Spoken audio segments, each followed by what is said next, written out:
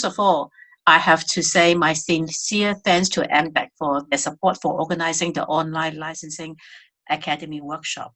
As I have introduced myself, I am Tani Wong, Managing Director of Licensing International Greater China and Southeast Asia chapter.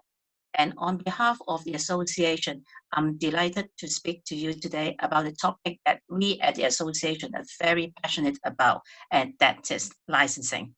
Licensing International started in 1985, actually in New York, and we are a global trade association for the licensing industry.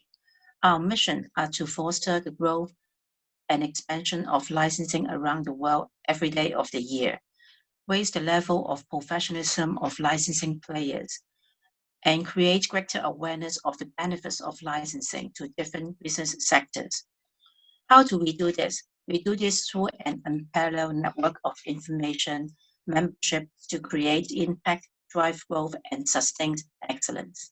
We have more than 1,200 corporate members representing more than 40 countries. And today we are excited to have our first licensing academy in Southeast Asia. And thank you, MBAC, again for supporting our initiative. Here is the definition when I look up this word in a dictionary. Licensing is the process of giving or getting permission to have produced or use something that another person or company has created or owns. So this is how licensing happens. The brand owner allows the t-shirt factories to use the character Minions on the t-shirt. In return, the factory has to pay a fee to the brand owner for borrowing the character. The brand owner is what we call the licensor. And the manufacturer is what we call the licensee. IP is the intellectual property owned by the brand owner, and here is Minions.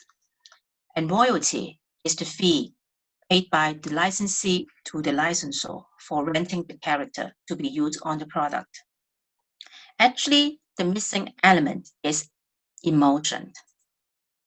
And why emotion is so important? Why should anyone care? Peppa Pig is the story. Why you call these characters a name instead of a pig? Actually, it is because you know the stories and you like the stories and you remember the characters, and that's why you can call out the character's name instantly when you look at the pictures or when you look at the image here. It works.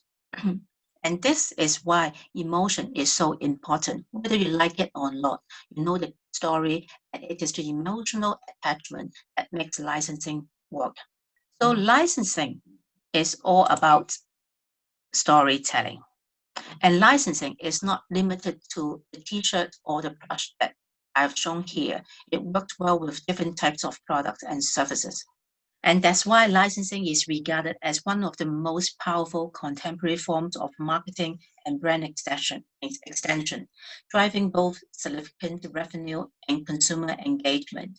And actually, licensing property can be a character, name, logo, likeness, graphics, or a combination of these elements. And next slide is about the marketing, the market size of licensing. So how big is the market indeed? The global retail sales revenue generated by licensed merchandise and services in 2019 is $292.8 billion US dollars. Licensing will remain as a profitable business model that will survive through this pandemic and in fact come out even stronger.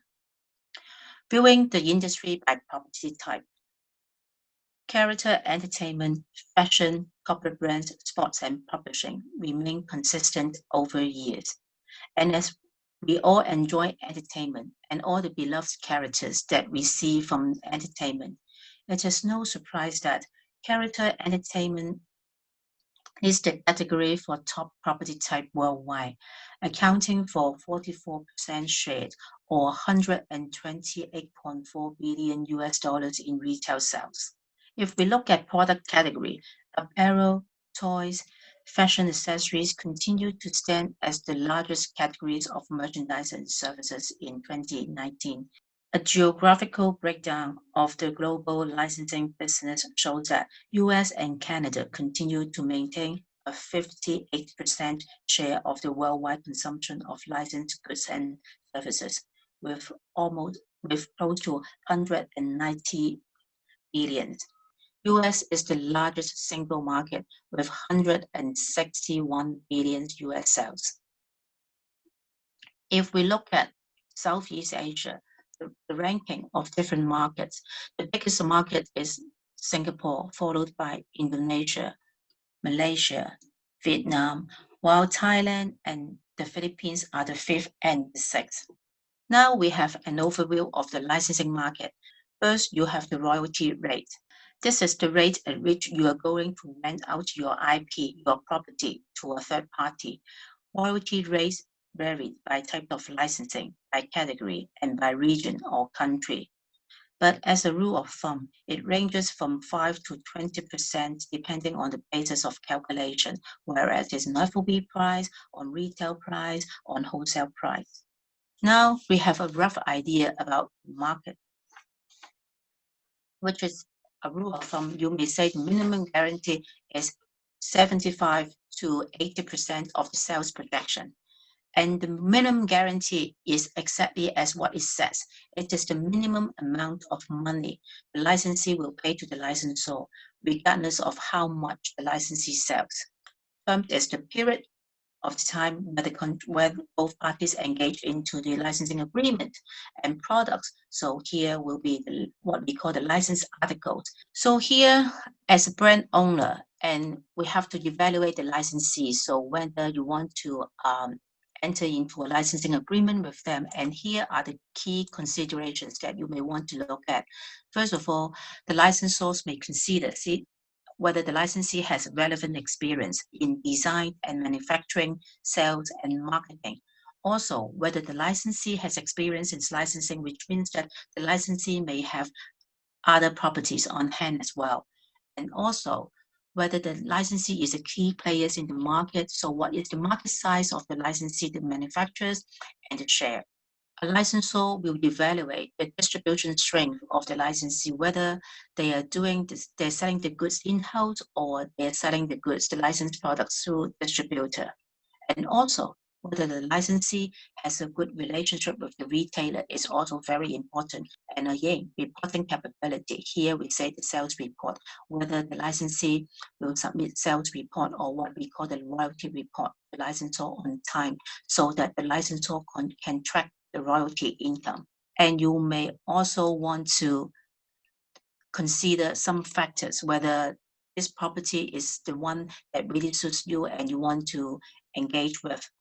And more important is what kind of right the IP owner, the licensor, can control. Again, availability of access. Here, we refer to the creative access, whether there is enough style guide, there is enough artwork, and for the licensees to apply, and whether the artworks are user-friendly or not. The dollar sign means actually the minimum guarantee, so how much the licensor is asking for, and whether it is worth for it or it is way too expensive. This is very important, a very key building blocks about doing a licensing business. So you have a brand, whether you owned it, you created, and before you seriously embark on a project to move into licensing, you really need to do this very basic legal groundwork. And I have to repeat it 3 times, really, really, really important. And you will need to get some lawyers to help you to determine whether you can establish ownership over the logo or over the IP before you can enter into a licensing or you can kick off your licensing program. When you do the trademark, you have got about 30 cases of product categories as determined by the WTO. And this is a universally recognized and used trademark classification system, meaning all countries adhere to it. And the next key element that you need to think about is, what does your IP look like on product? And how does it convey your IP's DNA? The purpose of this is to convey your IP in a meaningful and impactful way. And as more art is developed over the life of the IP, additional style guides will come out. For the licensor are as follows. First, to enhance and increase brand awareness. in fact. So it is definitely a revenue generating undertaking. It delivers highly desirable results to the licensor as long as it is done right in terms of building brand awareness and popularity. Okay, next, proactively licensing your IP helps to prevent infringement and establish the licensor's ownership of the trademark in a particular country. Licensing is also a great way to keep your brand refreshed and updated. And one final note is on the consumer engagement angle, especially those of you who build your brand on social media. Knowing that today's consumers want their brand's interaction on their own terms. That means localized and regularly licensed products, promotions, and events play a key part in creating this locally relevant everyday engagement that fans expected. So what are the benefits for the licensees then? Going back to the brand extension concept, this kind of licensing affords immediate credibility to a licensee's products based on the equity the licensor has in that particular segment. And other benefits to licensing is it is a direct shortcut to the market. And nowadays, there's no sort of direct to retail or what we call DTR. And that means the retailer is also the licensee. But more traditionally, the retailer is not a party to the agreement and is in fact the licensor and the licensee's first customer. But coming back to my point on the previous slide, retailers are always chasing after what's hot, and the licensing model of business helps make that possible. And finally, with the licensees, the retailers can also take a shortcut to, same as the licensees, the retailers can take a shortcut to popularity and awareness by renting someone else's popular brand rather than trying to build it for themselves. And think about it. If a retailer is building its own in-house brand and investing over the long term to keep that brand sustainable, that can be a massive investment. And lastly, I want to share with you, so actually the current retail equilibrium shift. As we have mentioned before in the old days, so the traditional licensing model is between the licensor and the licensees. And then the licensee take the license from the licensor, manufacture the products, produce it, and distribute to the retailers. But nowadays, actually, licensors especially with the emergence of e-commerce, licensor now do interact directly with the consumer. Licensor can open their online store and becomes a seller. And licensee are also dealing directly with the sellers. With licensees are also dealing directly with the consumers, and now becomes a seller. And of course, retailers. So everyone is now becoming a seller. So lastly, I would like to end my section today with this quote. The world is always changing, and licensing is a flexible industry that embraces the changes every day, and so do we. So that's end my presentation today.